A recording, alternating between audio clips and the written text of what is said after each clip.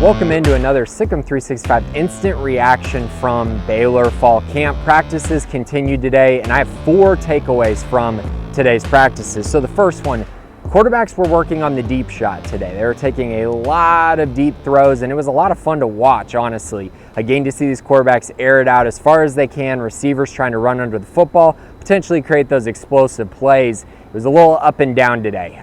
From a throw standpoint, there were a few short throws, a few wobbly throws, a few deep throws that went just a little too far. And then on the wide receiver side, a few drops. But when it connected, it looked really good. I would say an up and down day on the deep throws today, which a little unfortunate, but again, this is just the beginning of fall camp. Those things will clear itself out and get a little bit better over time.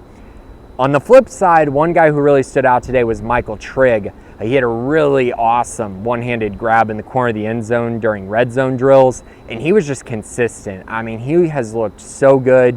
He hasn't been doing a lot of special teams, so he's been working out with the quarterbacks a ton. It's given him a lot of opportunities, I think, to continue to work on his hands and continue to just improve as a player. I've been really impressed with Trigg, and obviously he's going to be a big player for Baylor this year, just like he was last year, a true offensive weapon who can do a lot of different things in this Baylor scheme. The next group that I looked at today was the offensive line. The main area that I'm looking for here is the depth. We know who the starters are. It's a really good starting group, returning 4 starters, and then Caden Siraki, who basically was a 6th starter last year. So you feel really good about the position, but how's the depth building? And today I found some pretty good information in my eyes on what I kind of view as the pecking order right now. But a few guys who have really stood out to me are Sean Tompkins at tackle, Harrison Clough at guard, and then Colton Strachey at center. I think that group of 3 right there and a few others have really stood out to me on the offensive line and really maybe taken that next step to being potential role pieces for this Baylor offensive line and for Mason Miller.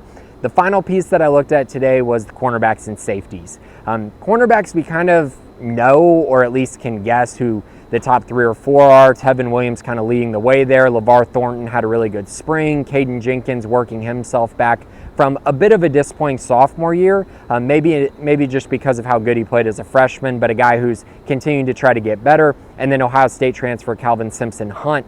Those 4 seem locked into roles, but there's a battle going on clearly throughout the room, and you got some older guys too, like Reggie Bush and the 2 transfers they brought in as well at the position to kind of round things out. At safety, though, the loss of Northwestern transfer Devin Turner at the end of spring has caused the depth to be a little bit of a concern for me at the safety position. You got Devin Bobby, you got Tyler Turner, the Oregon transfer, and then of course at star you got Carl Williams and DJ Coleman along with Kendrick Simpkins, but the depth, especially at deep safety, is what I'm keeping a close eye on. Micah Gifford, Jacob Redding, Chris Wokema are some names that I've definitely paid attention to, but in general, a lot of unproven pieces and guys who are going to have to take that next step to truly provide the depth that Baylor is looking for and that Matthew Pallage is looking for at that safety position. Those are the 4 takeaways from today. We will be back again later this week or next week to talk about more fall camp, but so far it's been a really good one for the Bears. That's it for today. Thanks for listening on Sikkim365.com.